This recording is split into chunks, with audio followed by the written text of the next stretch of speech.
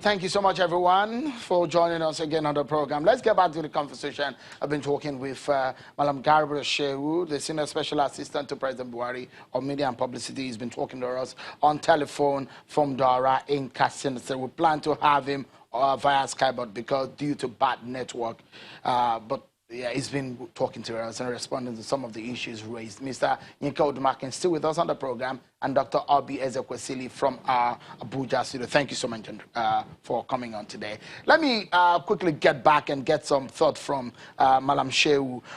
The fear of some Nigerians that have made comment, especially coming from an opposition PDP national chairman, saying that there are political prisoners that this government is holding. Are they political prisoners? Because they're asking that you should release them. And that seems to have corroborated some of the views of some Nigerians who think that this government have a problem with anyone with a dissenting voice. Shehu, the question to ask the PDP chairman is, does he have names? Who are these political detainees? Let him put out their names in the press and let's read all of that.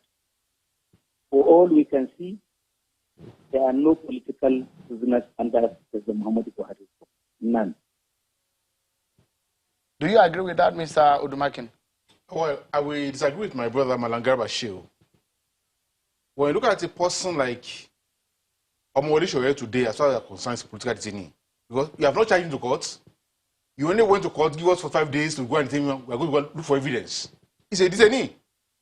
Is he a political detainee? He's a political detainee. Is he a political prisoner in that sense? Oh, in that sense, he is.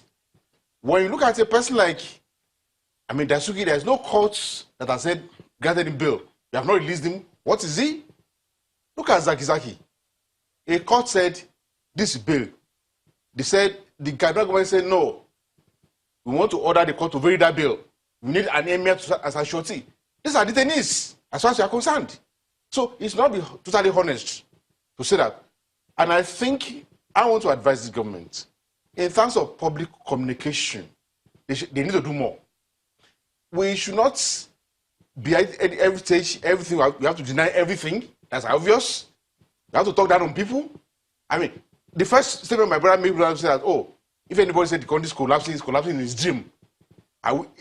Anybody that's not in the dream world will see that things are not right. So I think that... But things collapsing. Is the nation at the point of collapse? Are we building up? You guys, all the indices are there. I've seen people talking eminent Nigerians in recent time, retired officers, many of those who fought to keep the country, saying that, we are inching towards one massive war. I've not said that there's no problem. First of all, is to admit there are problems. Yes, Garba Shehu said that some of the problems created General Buhari. That is true. But what's the meaning of change? You promise change. But even with your promise of change, you don't expect to solve the problems in 4 years. But to come to live in denial, to come to deny the obvious, I don't think that's good enough for public policy. The government of Nigeria, you should engage the polity. All right. If you say, yes, there are problems, we are solving it. Are they not engaging, or they're not engaging enough? They're not. It's just talking down on the people. Madam Shehu, how would you react to that comment from Mr. Odumakin? Well, let me say that he has been able to name 2 persons as defined as political detainees. I don't believe they are political detainees. They are undergoing trial in the court of the land. And these are important people, VIP suspects. So therefore, this is why he needs to accept the fact that the prisons in the country are overflowing with men and women standing trial. I'm not saying this is justified, but the fact that there are 2 VIPs that are standing trial before judges is enough to scream that the country is overflowing with political detainees. Mr. Shore is, he has cited Mr. Shore's revolution. Some of us as students who have carried placards who have called for revolution. So many people, including some of our leaders, have called for revolution. But people, when they dwell on this single word, revolution,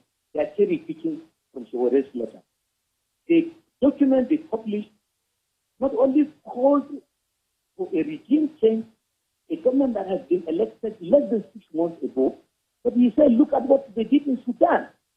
Do this in this country. He is given timeline for the existence of state institutions, including DSS, Department of State Service. Then by so time, it will no longer be there. This is not a call for a key party. So our security people must be concerned. All right. We have also cited Mr. Sambo the city, because yes, the sense we have is undergoing trial, and there is justification under our laws for continued detention. The Attorney General has explained this over and over again. Okay. Just for a moment, let me quickly go to Dr. Ezekwesili. The situation we have on our hand, you heard the president's spokesperson. The president did say today that he's steadfast. He's doing his best. What is your view about what Malam Garba Shehu said? I think that the spokesperson of the president has proven the point that I have made, that this government is completely disconnected from the reality of the country and the people that it seeks to govern. There is a serious tone deafness around the government, and it does not bode well for Nigerians. They can afford the luxury of this kind of anecdotal conversation. I wasn't talking anecdotes here. I was telling you that when you have the 4 levels of crisis that I mentioned, showing up in a country at the same time, what we have seen in studies throughout the course of history and in the governance process is that that country is either defined as a fragile state or it begins to climb to the state of collapse, and that we must avert collapse. This is analytical. I am not talking story here. And so I am not shocked that the response of the government is to make it a conversation about some people think they want to. I'm not going to get into that realm because it's not helpful for the Nigerian people. I just need the government to know that the citizens of this country are patriotic to the extent that a government does the right thing. In other words, the loyalty to the government from citizens is when the government does the right things. The loyalty of citizens to their country is permanent. Okay. A government comes and it goes. It doesn't matter. But for us to be citizens of this country and to see clearly the sharp situation that is tending toward, watch the trend economically, watch it socially, watch it politically, watch it security-wise, watch it even in terms of diplomacy. Okay. And you find that everything has come to a head. And we must avert the crisis. Okay, sorry. It doesn't matter how the government chooses to interpret it. All right. Dr. Ezekwesili, Mr. Odumakin, let me allow Mr. Shehu, because of the benefit of the fact that he's on the telephone, to give us his final comment on the program before we close. Malam Shehu, your final comment, please. I didn't hear all of what he has said, but the sense that I have is that in the usual manner of the speaking, obviously she was reeling out statistics and the judgment by global institutions, this agency, this World Bank and all of that. This government was not put in office by statisticians, by people who have judgments to give from overseas on how well we are doing. This government has been put in office by farmers who need fertilizer. They are getting a lot of it who have overcome that problem, put into office by people who are being bombed in churches and in their homes, in the market square. They want peace, and they are getting that peace now. It's put into office by young people who are there to get jobs, and there's a lot. This is the first country on the continent with the size of the social investment program that we have. We must leave it at that, Malam Shehu, because of our time. It's so sad that we couldn't get you on Skype to put face to the voice. Malam Garba Shehu, Senior Special Assistant to the President of Media and Publicity, Mr. Yinka Odumakin, spokesperson of Afenifere. Thank you so much for coming on. And the former Minister of Education and also former presidential candidate, Dr. Obi Ezekwesili. Many thanks to see you again, and thank you so much for your thoughts on the program tonight. Well, the eyes have it, like we always say, and I will always close by saying, whatever you do, if you are in power and leadership position, be on the people's side, the popular side. I'm sure Akimale. Enjoy the rest of your evening, everyone.